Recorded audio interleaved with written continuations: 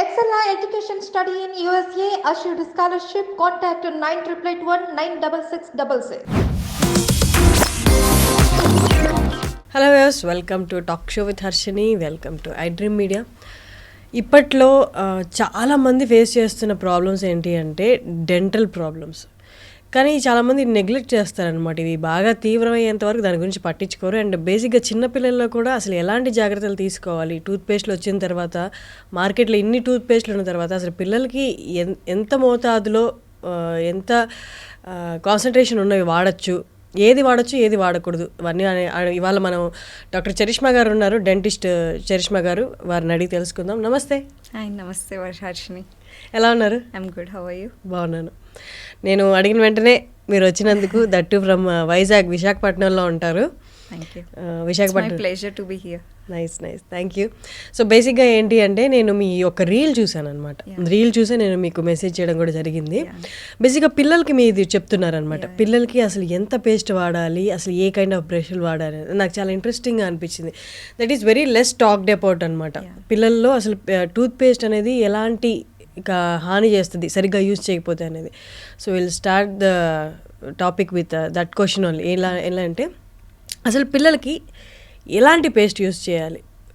చాలామంది మార్కెట్లో చాలా ఉన్నాయి, ఏది చూస్ చేసుకోవాలో అర్థం కావట్లేదు. ఏవేవో అంటుంటారు, దాంట్లో ఇది ఉంది అది ఉంది అంటారు, అంత ఘాటుగా కూడా ఉంటాయి. ఒకసారి చెప్పండి, ఏ పేస్ట్ యూస్ చేయాలి? పేస్ట్లు అన్నవి చాలా ఇంగ్రీడియంట్స్ ఉంటాయండి. ప్రాబ్లం బట్టి మనం పేస్ట్ అనేది చూస్ చేసుకోవాలి. సో పిల్లల విషయానికి వస్తే, చిన్నపిల్లలు అంటే మనకి 6 months నుంచి పళ్ళు అన్నవి వస్తూ ఉంటాయి కదా. సో 6 months నుంచి 2 years వరకు పేస్ట్ అన్నది వాడకుండా నాన్ ఫ్లోరిడేటెడ్ పేస్ట్ ఒకటి వాడితే సరిపోతుంది.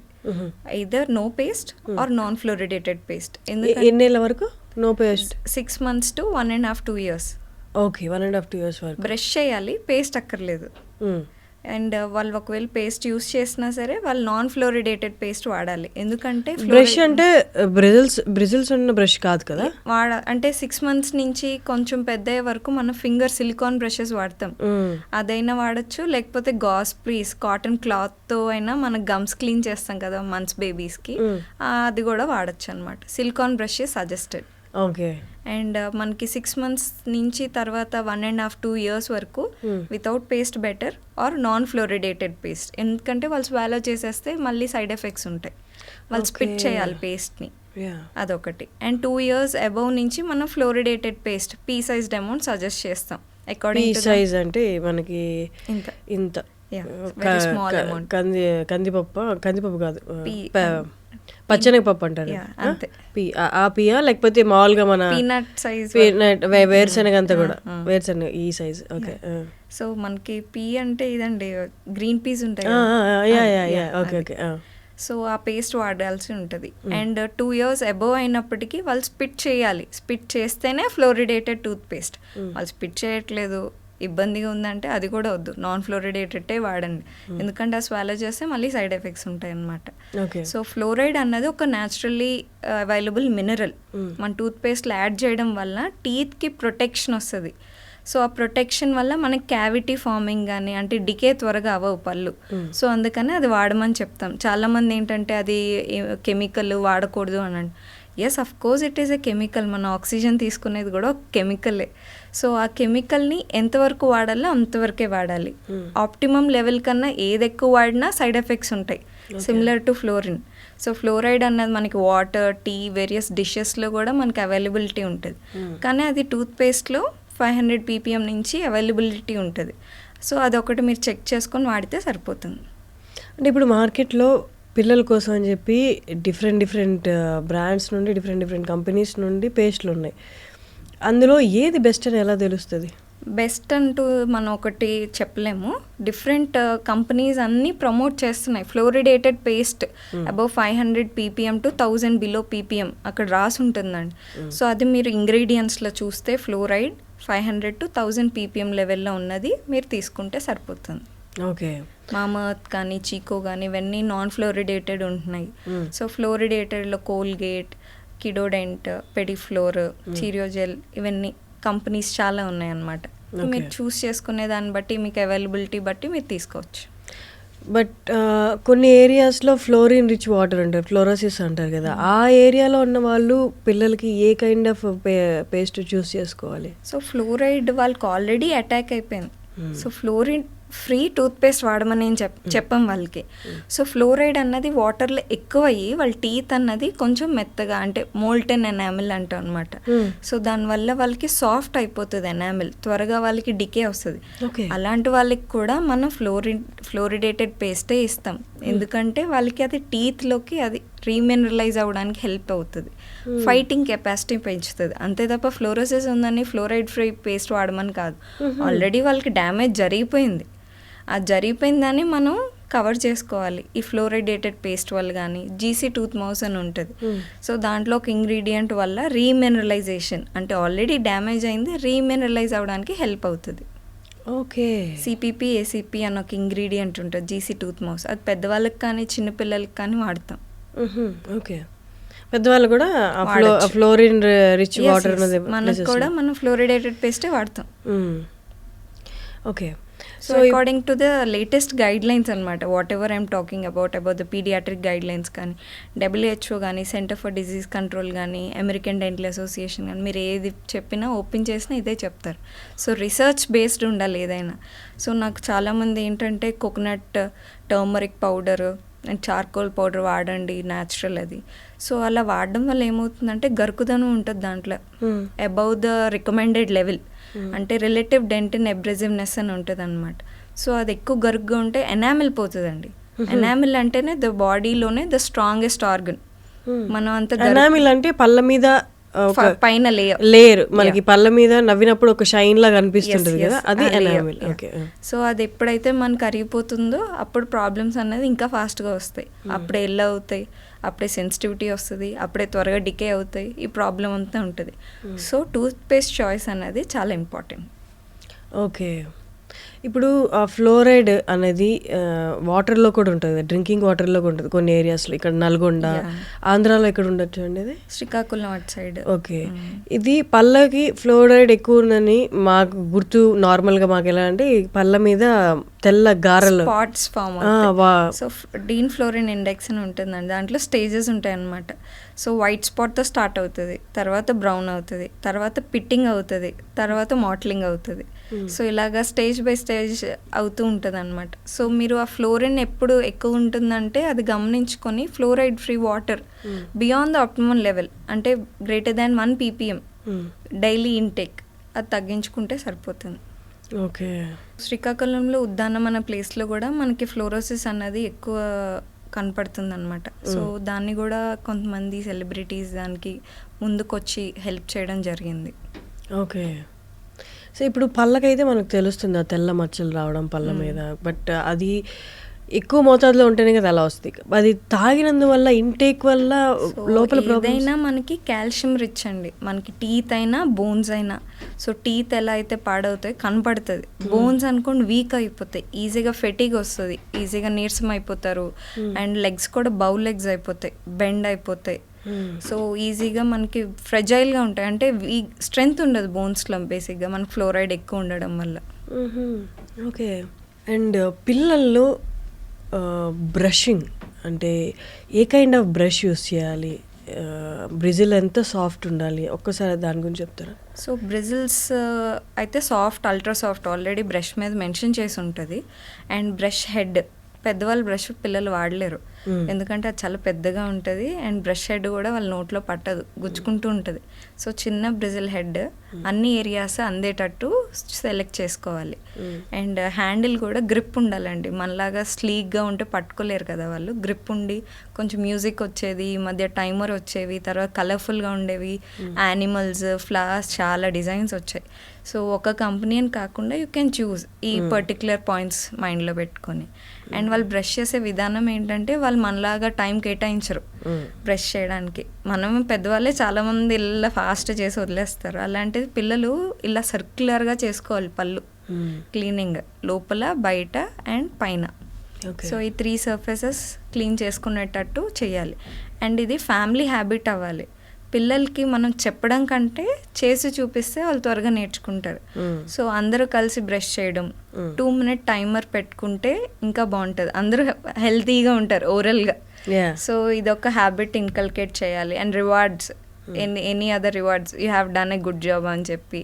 ఓరల్ హెల్త్ ఒకటి ఎవ్రీ 6 months చెకప్ చేయించడం వల్ల చిన్న ప్రాబ్లం ఉన్నా త్వరగా రెక్టిఫై చేయొచ్చు. అదే వదిలేసి ఎన్నో ఇయర్స్కి వెళ్ళి డెంటిస్ట్ దగ్గరికి వెళ్తే డెంటిస్ట్ తీయడం తప్ప ఏం చేయలేని సిచ్యువేషన్ అవుతుంది అప్పుడు. అవునవును.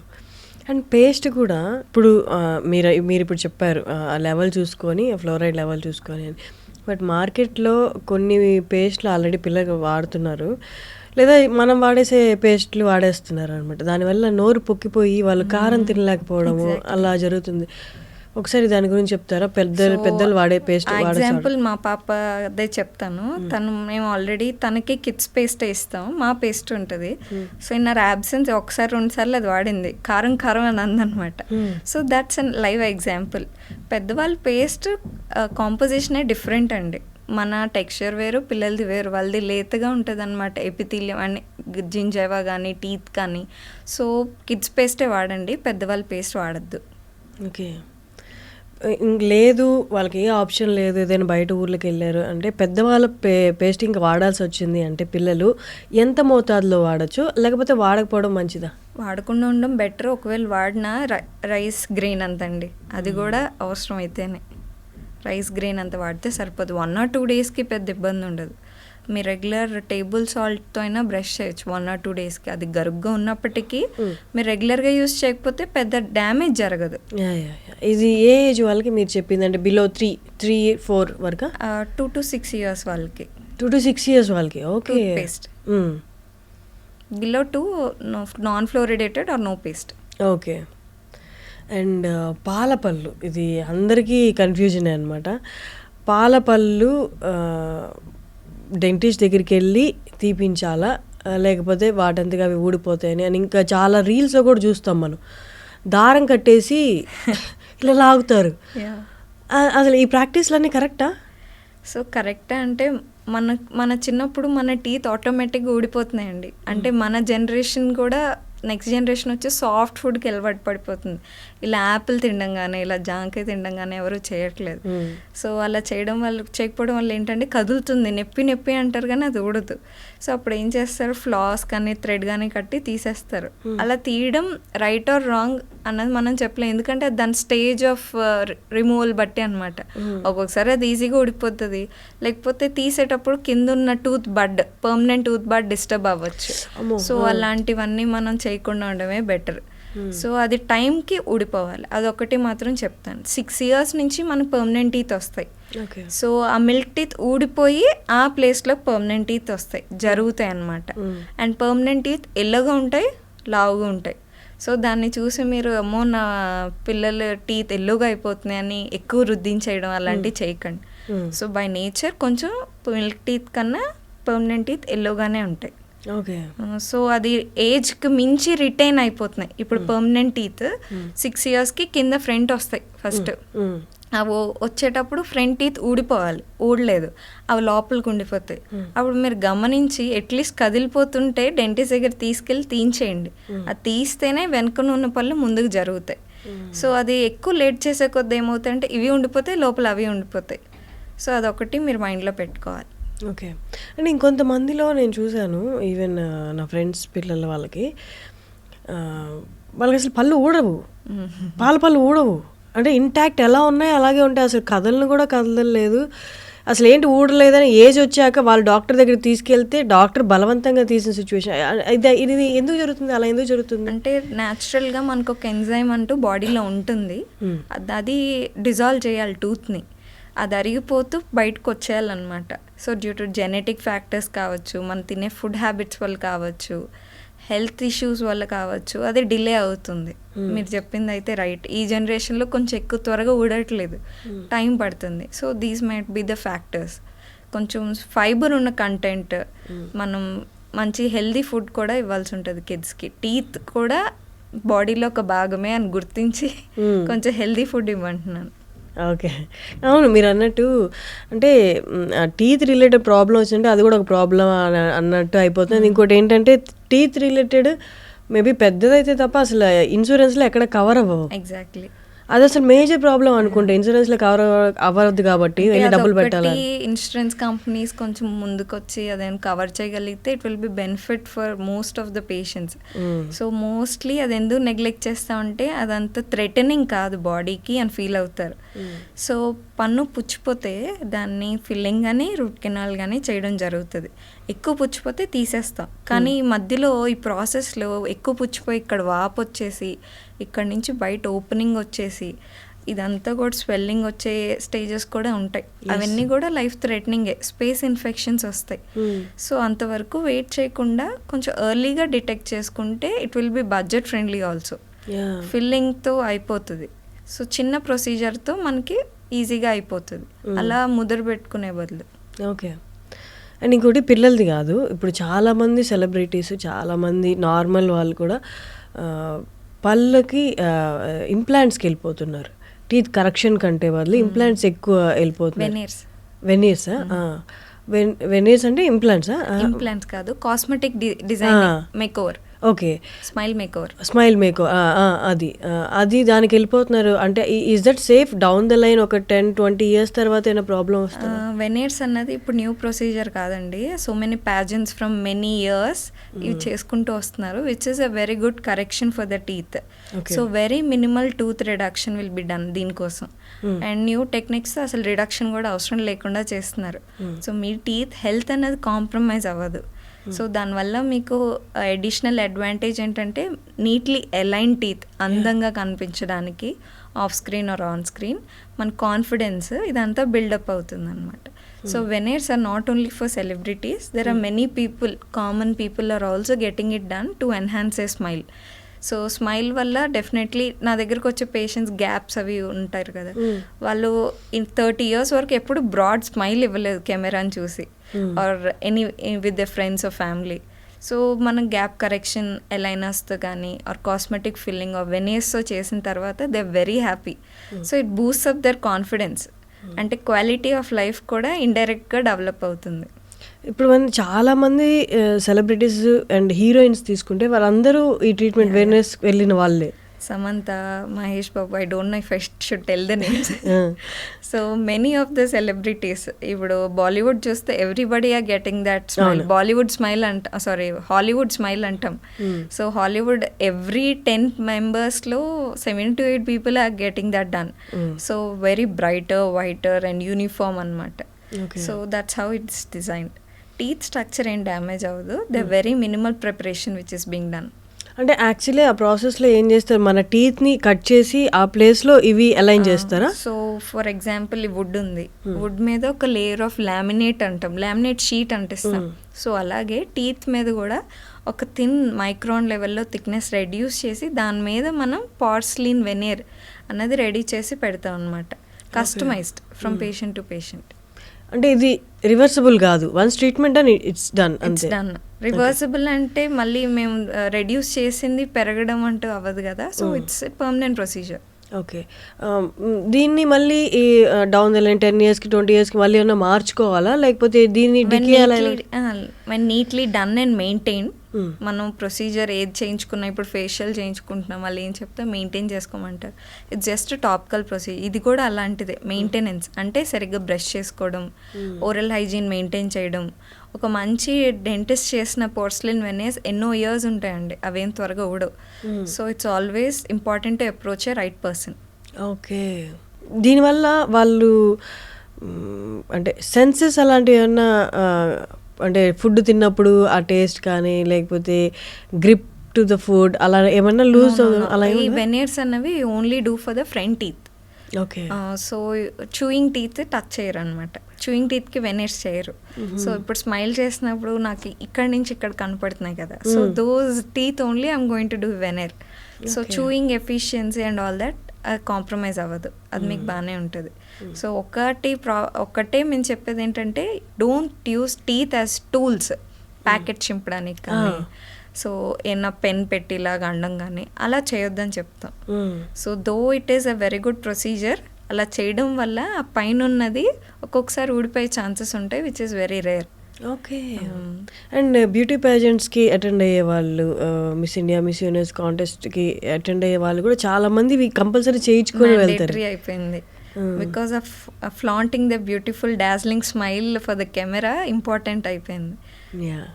సో సింపుల్ టిప్స్ మనం అంటే ఇప్పుడు మిల్క్ టీత్ అని చెప్తున్నాం కదా, ఆ స్టేజ్ నుంచి మనం కేర్ఫుల్గా ఉంటే న్యాచురల్గా మన టీత్ హెల్దీగా, బ్రైట్గా, అలైన్డ్గా వస్తాయి. ఇప్పుడు మనకి హ్యాబిట్స్ చెప్పాను చూసే, థమ్ సక్కింగ్ అండ్ ఇంకా నెయిల్ బైటింగ్, టంగ్ ట్రస్టింగ్, ఇలాంటి హ్యాబిట్స్ ఉంటాయి పిల్లలకి. పాసిఫైయర్ అని ఒకటి వస్తుంది పిల్లలు నోట్లో పెట్టుకో, అది కూడా వయసుకు మించి పెట్టడం వల్ల టీత్ ఎత్తుగా రావడం, ఇవన్నీ కూడా కరెక్షన్ పెట్టాల్సి వస్తుంది. సో దాని బదులు మనం చిన్న చిన్న జాగ్రత్తలు తీసుకుంటే మనకి అవసరం రాకుండా ఉంటుంది. Okay, nice. నేను కొంతమంది డాక్టర్స్ చెప్పడం విన్నాను, అంటే ఫుల్లీ వైట్ టీత్ కంటే కొంచెం ఎల్లోయిష్గా ఉన్న టీతే హెల్దీ టీత్. డెఫినెట్లీ. మనకి ఇందాక చెప్పాను చూసారా ఎనామిల్ అని, ఎనామిల్ తర్వాత డెంటిన్ ఒక లేయర్ ఉంటుంది. ఎనామిల్ ఇస్ ట్రాన్స్లూసెంట్, దాని కలర్ ఏమి ఉండదు, అది వైట్గా ఉంటుంది కొంచెం. Dentine is yellow. సో నేను నవ్వినప్పుడు న్యాచురల్గానే స్లైట్ ఎల్లోయిష్ కలర్ ఉంటాయి. సో అది న్యాచురల్ కలర్. దాన్ని మీరు వైట్ చేయాలని బ్లీచింగ్ ఏవో వస్తున్నాయి కదా, లెమన్ వాడండి, సాల్ట్, బ్లీచింగ్ పౌడర్, ఈనో, ఇవన్నీ చేయడం వల్ల పళ్ళు డ్యామేజ్ అవ్వడం తప్ప, ఎక్కువ ఎల్లో అయిపోవడం తప్ప ప్రయోజనం లేదు. సో అవేమీ వాడద్దు. Regular normal soft bristle brush or medium bristle and normal regular toothpaste వాడండి చాలు. ఓకే. అండ్ అంతకుముందు ఇది వేప పుల్ల వాడేవాళ్ళు కదా, కానీ ఇప్పట్లో ఎవరు అది సజెస్ట్ చేయట్లేదు. వేప పుల్ల అంటే అప్పుడు మన బిఫోర్ జనరేషన్ వాళ్ళకి పళ్ళు స్ట్రాంగ్గానే ఉన్నాయండి, ఎందుకంటే గార పట్టే డిసీజెస్ లేవు, వాళ్ళు గమ్ డిసీజెస్ తక్కువ. కానీ ఈ నీమ్ స్టిక్ వల్ల వచ్చే డిసడ్వాంటేజ్ ఏంటంటే గట్టిగా తోమేస్తారు కదా, పళ్ళన్నీ అరిగిపోతాయి, సైడ్ అంతా అరిగిపోయి ఇంతే ముక్క మిగులుతుంది. సో దానివల్ల టూత్ స్ట్రక్చర్ డ్యామేజ్ అవుతుంది, స్ట్రెంగ్త్ ఉండదు. గమ్ డిసీజెస్ లేవు, అది ఒప్పుకుంటాను. కానీ ఇప్పుడు మనం వచ్చేసరికి సాఫ్ట్గా తింటాం, అంత సాఫ్ట్ ఫుడ్, చాక్లెట్స్ కానీ, పిజ్జా కానీ, ఇవన్నీ ఫాస్ట్ ఫుడ్స్ అంతా సాఫ్ట్. సో దానివల్ల గమ్ డిసీజెస్ ఎవ్రీ 5 people 3 personsకి మనకి బ్లీడింగ్ గమ్స్ ఉంటున్నాయి.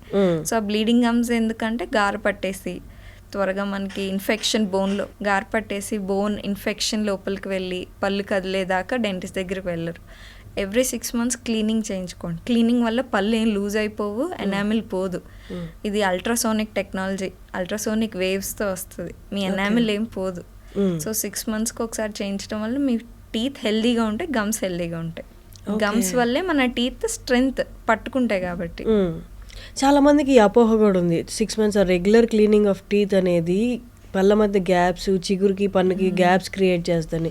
How far this is true అండి? అంటే మీరు సంవత్సరాలు గార పెట్టేసి ఉంచుకున్నారు, నేను క్లీనింగ్ చేశాను, క్లీన్ చేసాక ఏమవుతుంది, చిగురుకి పంటికి గ్యాప్ వస్తుంది.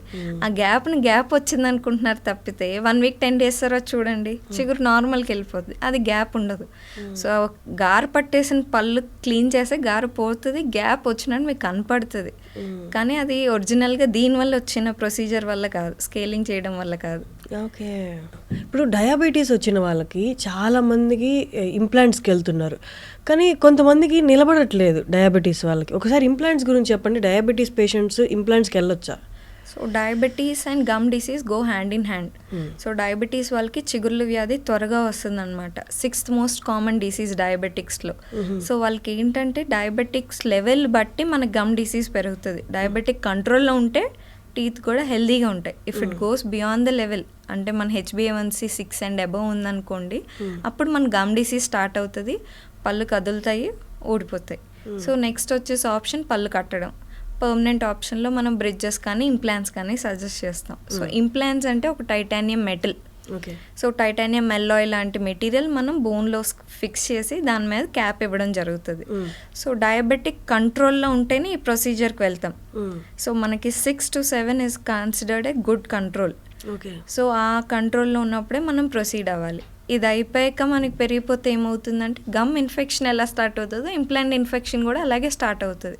సో వాళ్ళు కంట్రోల్లో ఉంచుకోండి, balanced diet, healthy life style, physical exercise అన్నవి పాటించండి. ఎందుకంటే టీత్ కూడా బాడీ నుంచే మనకు అన్నీ వస్తాయి. సో ఇక్కడ బ్లడ్ వేరు, ఇక్కడ బ్లడ్ వేరు కాదు. సో బ్లడ్ ఇక్కడ షుగర్ ఎక్కువ ఉంటే బాడీలో కూడా షుగర్ ఎక్కువ ఉంటుంది. సో ఆ బ్యాక్టీరియా కూడా ఎక్కువ ఫామ్ అవుతుంది. షుగర్ లెవెల్ ఎక్కువ ఉండే కొద్దీ వేరే బ్యాక్టీరియా వచ్చి ఇదంతా కాన్సిక్వెన్సెస్. చిన్నప్పుడు నాకు చెప్పేవాళ్ళు, ఇప్పటికి కూడా అంటూ ఉంటారు, చాక్లెట్స్ తింటే పిల్లల్లో పళ్ళు పుచ్చిపోతాయి అని. అంటే is it the only reason? అంటే ఇప్పుడు 4 years పిల్లలకి చూస్తే అంత పుచ్చి పళ్ళు వచ్చేసి ఊడిపోయి జస్ట్ ఏదో అక్కడక్కడ లైన్లో పళ్ళు కనిపిస్తుంటాయి. సో పళ్ళు పుచ్చిపోవడానికి చాక్లెట్స్ ఒక్కటే రీజన్ అని చెప్పను. Dark chocolate is good. So sticky food అండి, బేసిక్గా స్టిక్కీగా ఉన్నవి మనకి ఏంటంటే పళ్ళకి ఇలాగ మధ్యలో ఇలాగ పిట్ అండ్ ఫీజర్స్ అంటాం, దాంట్లోనే మెయిన్ మన డికే స్టార్ట్ అవుతుంది. సో అక్కడ పట్టేసుకుంటుంది. అది తిన్న వెంటనే పుక్లించుకోండి ఆర్ బ్రష్ చేసుకోండి. ఇలాంటి సింపుల్ టిప్స్ పాటించడం వల్ల పళ్ళు హెల్తీగా ఉంటాయి, ఏం పాడవు. సో ఓన్లీ చాక్లెట్ రీజన్ అని చెప్పను, అదర్ ఫుడ్ హ్యాబిట్స్ కూడా దీనికి ఇచ్చేస్తాయి అనమాట, అంటే ప్రమోట్ చేస్తాయి కేరీస్ని. పిల్లలు అంత హైజీన్గా ఉండలేరు కదా, పుక్కిలించడం అంతా చేయలేరు కదా. సో వాళ్ళకి రీప్లేసింగ్గా ఏదైనా హైజీన్ ఏదైనా తీసుకోవాలి, కాన్షియస్గా ఉండాలి అంటే పళ్ళు పుచ్చిపోకుండా ఏ ప్రొసీజర్స్ ఉండొచ్చు? అంటే వాళ్ళకి ఎక్స్ప్లెయిన్ చేయడం చేయాలండి. సో వాళ్ళకి ఫస్ట్ ఎగ్జాంపుల్ చూపించాలి, ఇలా ఉన్న టీత్ ఇలా అవుతుంది, నీకు ఇలా అవ్వకుండా ఉండాలంటే ఇలా చేయాలి. అండ్ ఎలక్ట్రిక్ టూత్ బ్రషెస్ వచ్చాయి, అలా ఇవ్వడం వల్ల పిల్లల్ని పాడు చేసినట్టేం కాదు, కాకపోతే పళ్ళు అనేవి హెల్తీగా ఉంటాయి. సరిగ్గా బ్రష్ చేయట్లేదు అన్నప్పుడు ఎలక్ట్రిక్ టూత్ బ్రష్ కొనడమే. ఎలక్ట్రిక్ టూత్ బ్రష్ ఏం చేస్తుంది అంటే అదే ఆసిలేషన్స్ వస్తాయి, జస్ట్ మీరు అక్కడ హోల్డ్ చేస్తే చాలు అదే క్లీన్ చేసుకుంటూ వెళ్తుంది. సో ఇదొక పద్ధతి. లేదు అంటే వాళ్ళకి హెల్తీ లైఫ్ స్టైల్, ఇప్పుడు ఎలాగ మనం ఎక్సర్సైజెస్ అవి చెప్తాం, యోగా చెప్తాం, ఇది కూడా టీత్ హెల్తీగా ఉంటేనే నీకు మంచిగా ఉంటుంది. అదంతా కూడా వాళ్ళకి చెప్పి నేర్పించడం వల్లే అవుతుంది. థ్యాంక్ యూ చరిష్మా గారు, thank you so much. Vizag నుండి ఇక్కడ దాకా వచ్చి మాకు ఇంటర్వ్యూ ఇచ్చినందుకు. నేను అడిగిన వెంటనే ఒకసారి మీ క్లినిక్ ఎక్కడ వైజాగ్లో చెప్తారా? సో మా క్లినిక్ నేమ్ వచ్చేసి నిహిరాజ్ డెంటల్ కేర్. మా పాప పేరు నిహిరా, సో తన పేరు తర్వాత నిహిరాజ్ డెంటల్ కేర్ అని పెట్టాం. సో ఇది MVP కాలనీ, ఉషోదయ జంక్షన్లో ఉంది. Okay, nice. మేబీ ఈ ఇంటర్వ్యూ చూసిన తర్వాత ఎవరైనా మిమ్మల్ని కన్సల్ట్ అవ్వాలనుకుంటే దానికోసం అడిగాను. థ్యాంక్ యూ సో మచ్ అండి. Thank you so much. Thank you for getting me here. And దీనివల్ల చాలామంది పిల్లలు బెనిఫిట్ అవుతారని అనుకుంటున్నాను. షూర్, ఖచ్చితంగా.